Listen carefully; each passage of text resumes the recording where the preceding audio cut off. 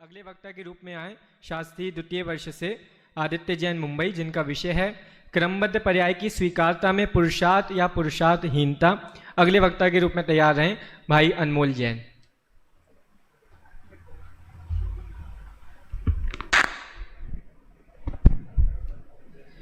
ओम नमः सिद्धेभ्य। सभा में उपस्थित सभी भावी सिद्धों को मेरा सादर वंदन।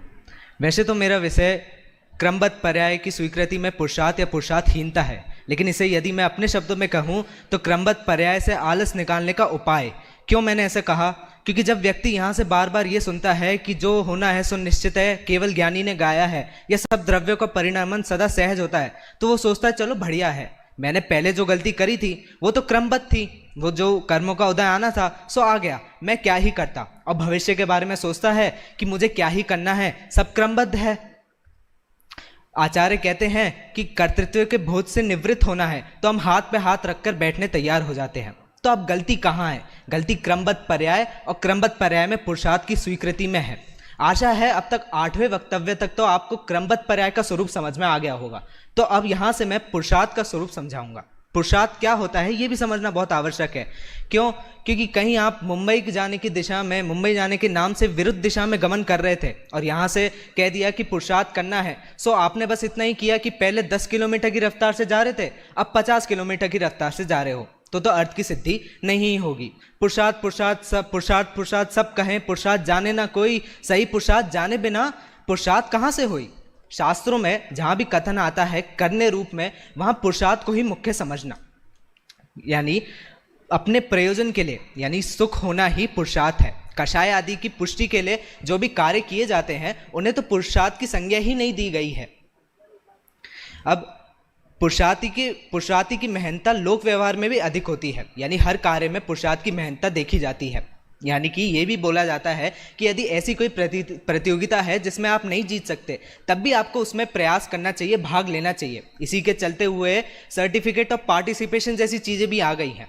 ज्ञानी जीव ही पुरुषार्थी होता है। इसके लिए तो समयसार नाटक में बंद द्वार के 9वें छंद में कहते हैं कि जे जिये मोह नींद में सोवे, कि जो जीव मोह नींद में सोता है ते आलसी निरुद्यमी होवे। वह आलसी और निरुद्यमी होता है, निरुद्यमी अपुरुषार्थी होता है। तो ज्ञानी जीव कैसा होता है कि दृष्टि खोली जय जगे प्रवीणा, कि उसकी दृष्टि खुली, कि ज्ञान नेत्र जब उसके खुले, तीनी आलस तजी, कि आलस को तजा, और उद्यमी कीना, कि वह पुरुषार्थी हुआ, यानी मोक्ष मार्ग में उसने पुरुषार्थ को धारण किया।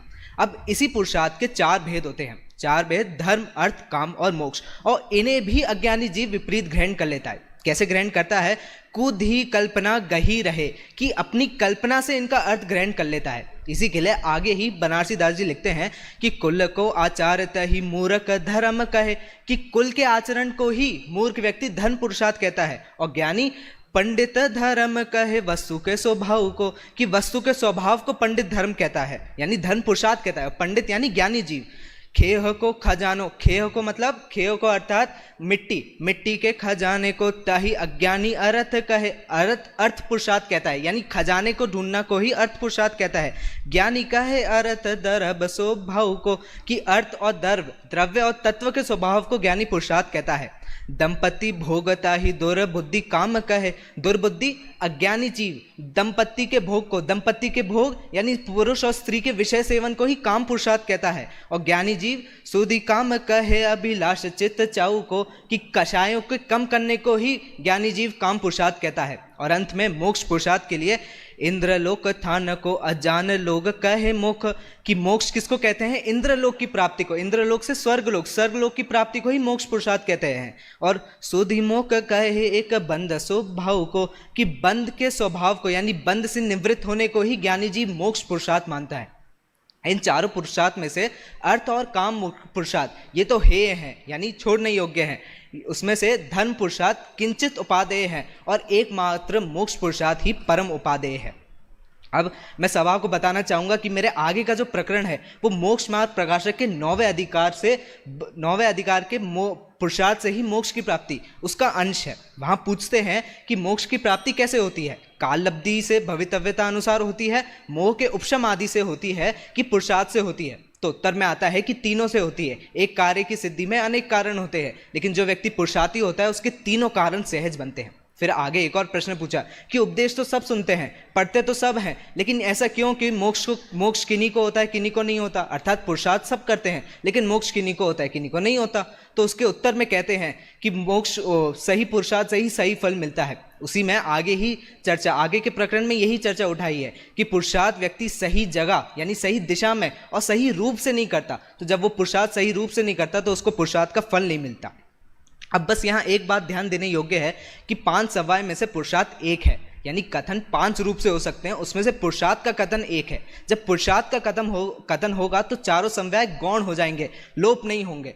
कथन में तो गौण और मुख्य हो रहे हैं, लेकिन जब एक कथन में मुख्य है तो हमारे चित्त में बाकी सब का भी सद्भाव होना चाहिए। ये नहीं कि बाकी सब भी लोप हो जाए, नहीं तो एकांत ग्रहण हो जाएगा। अब अंत में सम्यक पुरुषार्थ किस दिशा में होता है, तो काल लब्धि यानी क्रमबद्ध पर्याय को समझने में, उसकी स्वीकृति में ही सच्चा पुरुषार्थ होता है। क्रमबद्ध पर्याय में पुरुषार्थ की हीनता नहीं होती, ये बात को समझने में ही पुरुषार्थ होता है। जम जस्से जम्मी देसे का उच्च स्वर में पाठ करना पुरुषार्थ नहीं, उसके भाव को अपने अंदर उतारना पुरुषार्थ होता है। पुरुषार्थ ही जीव के ही सद्भाग यानी उदय यानी उसका भाग्य का उदय आता है, क्योंकि जिन्हें भाग्य की आवश्यकता नहीं होती, भाग्य उन्हीं के पीछे आता है। जय जिनेंद्र।